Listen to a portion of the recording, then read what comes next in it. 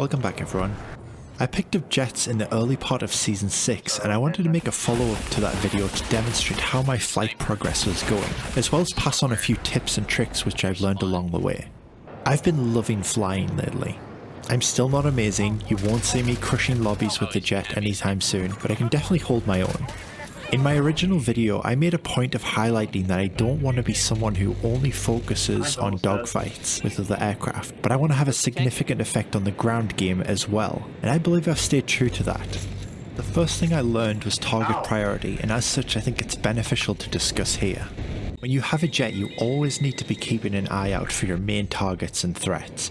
From what I've gathered, I believe you should be focusing on the following targets in order. First, other jets. These are by far your biggest threat, and until the skies are clear of them, you'll be hard pressed to get much done. Other jet players are going to be focusing you from the get-go, and you need to take the initiative to make sure you get on them before they get on you. Enemy jets are such a big threat that you need to keep their spawn timer in your head, so that you know when you should be looking out for another enemy pilot to spawn. If you don't, you're likely to be caught off guard and have an enemy on your 6 before you know it. I'll be sharing some dogfighting findings later on in the video. Your second target priority should be choppers. Most of the time choppers aren't really a big threat to you, but you should be focusing on them next because you are the ultimate counter to them. Dealing with an attack chopper or stealth that has been harassing your ground armor can help out your team massively and give your vehicles an opportunity to push through. Transports especially are easy prey for you, and destroying these early can severely cut off the enemy team's ability to move around the battlefield quickly and backcap objectives. In fact, they're so hard for everything else to deal with that I would say that jets need to be focusing on transports. Even nightbirds, which are admittedly hard to deal with in the jet, should be something you're trying to deal with.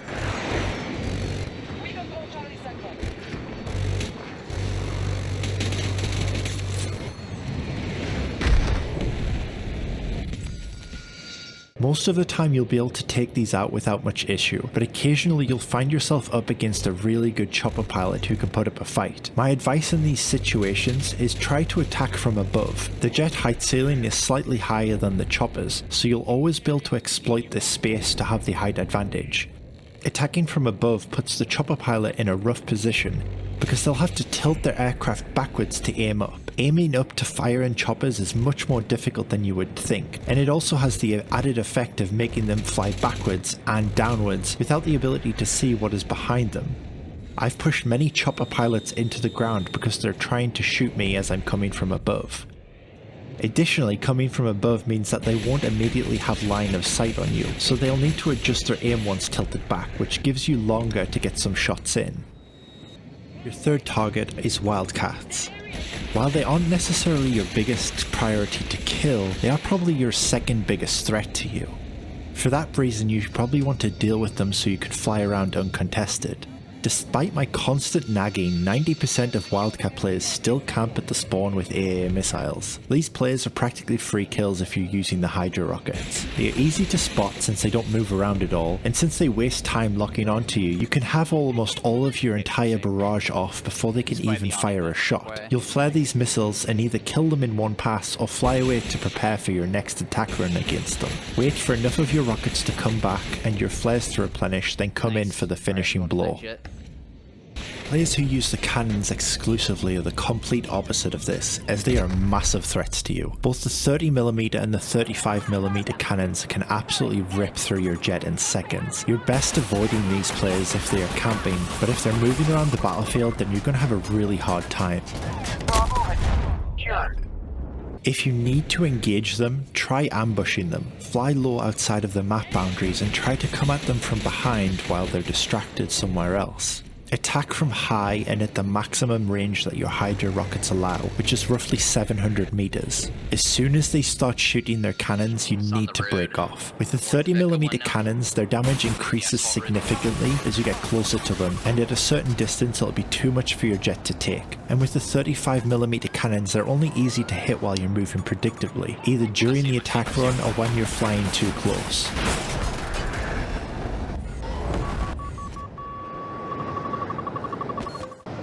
Alright, I'm going in now.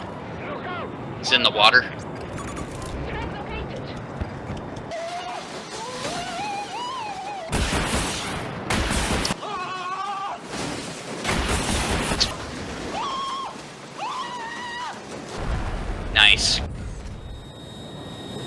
sir. Last but not least are other ground targets. Things like tanks, MAVs, Cavs and infantry. Some things to watch out for in this category are vehicles equipped with the 20mm flak cannons, like the Cav, the LATV or the hovercraft, as this will tear you straight out of the sky. Its weakness is that it has a very limited range of around 200 meters, so either avoid getting too close to these vehicles which are equipped with these, or hit the afterburner immediately to get the hell out of their range. Even though it's difficult to control in a jet, it is worth considering the orientation of the vehicle that you're attacking. Attacking from the front is definitely going to be the most ineffective. Not only are you getting reduced damage from hitting the front armor, but getting both the left and right rocket launchers to hit directly on your target is practically impossible. Attacking from the side is very effective and the easiest to get both of your rockets to hit.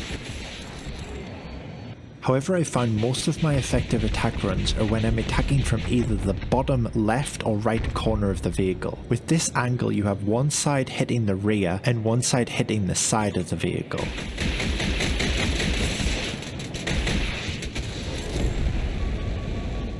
Lissiles are also a massive threat and are actually quite easy to hit when you're going for an attack run.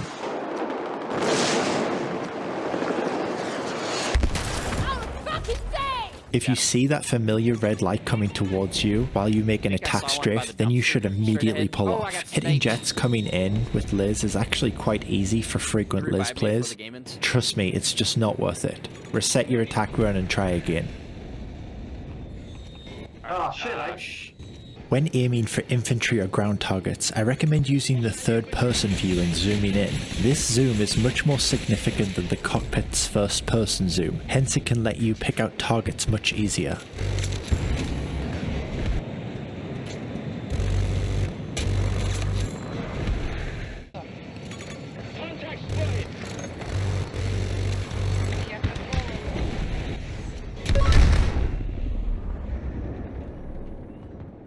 I will say my method of focusing on using non-lock-on methods like the main cannon and Hydra rockets has really benefited me here, because I got really good at dealing with ground targets. Picking off infantry with the main cannon is an absolute blast, and it's even easier now that they added an aiming reticule which tells you where your shots will land. Bursting your main gun is critical for maintaining an accurate stream of bullets and dealing with infantry. If you find yourself holding your cannon for too long, you'll be unlikely to get the kill because the dispersion is just too much. There's a guy in the toe at C1. Alright, homeboy spawned. I also got quite a bit better at dogfighting. One absolute gem of a tip that I got from Antisocial Elf that I would not have figured out myself, and from my experience most seasoned pilots don't even know about it, is that you can turn faster if you use your rudder to turn the same direction. So this is very important, so I want to show you exactly what I mean. So let's say I want to turn left. I rotate my jet 90 degrees anti-clockwise and then pull up. This is the method that I see 90% of jet players doing. But if you also turn the rudder left, this way it's pointing towards the ground, you'll turn faster. I'm not 100% sure why this is the case, but if I had to guess, it's because you're cutting into the radius of your turn circle by putting some of that turn towards the ground. Most players don't know about this, and it's helped me win a lot of dogfights against greener players.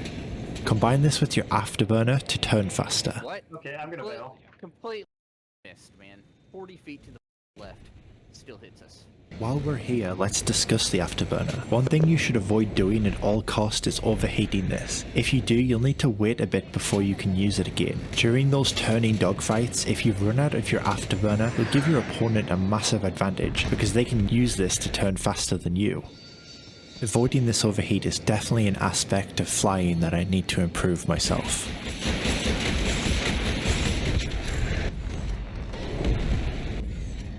Another good strategy I use when I feel like I'm either matched or outmatched is using the brakes. It's a risky strategy, but it can be very effective at catching enemy jets off guard and making them overshoot you. The best time to brake is right when you can break your opponent's line of sight. Using clouds of smoke or buildings works pretty well, or you could just catch them during their turn when they've lost sight of you. This is very risky because it makes you stationary and open fire, but if it works, now you'll be on their 6 and you'll have a massive advantage.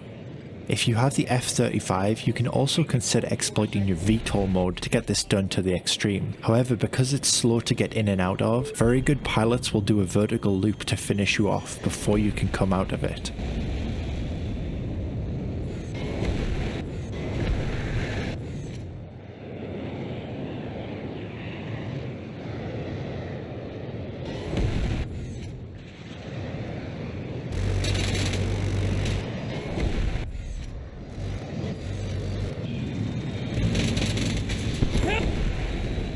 When I started, I also had a big problem with stingers and anti-air missiles. Coming from flying choppers, I could just find a spot to hide while my flares replenish. This isn't so easy in a jet, since I have to keep moving forward. However, what I've figured out is that I can use my speed to my advantage here, and fly far out of range of the location where the anti-air missile was fired. Here, I'm safe to fly loops while I'm waiting for my flares to replenish, then I can continue my flying safely. I also got good enough that when the right situation would present itself, I could use cover to block missiles so that I didn't have to waste flares. Using the rear cam here was a godsend, since I could see exactly whether the missile would collide with the obstacle or if I needed to pop flares.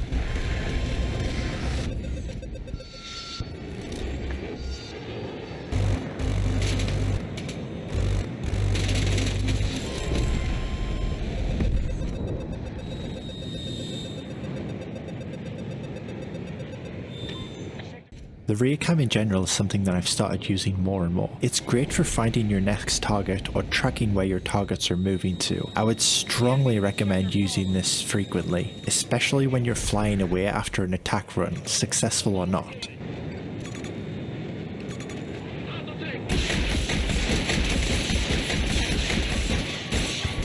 I recommend updating your aircraft's radar settings to the maximum. You can find this setting by going to Display, Minimap, then Far Minimap View Distance. This helps you pick out threats on the map much easier. You'll be able to see jets, wildcats and choppers on the map, and using this critical information can help you choose your attack runs more effectively, as you can focus on the radar to line these up instead of having to manually search for targets. So where do I go from here? Well, I definitely need to improve finishing dogfights faster. I'm definitely getting better at lining up those initial shots, but more importantly, my tracking sucks. If I want to beam enemy pilots, then this is definitely where I need more practice. Specifically, looking back at these clips, I tend to jerk around during dogfights instead of easing into aiming. I know some people recommend rebinding controls to infantry aim in order to making aiming jets much faster, but I've put too much time into the current controls to swap now.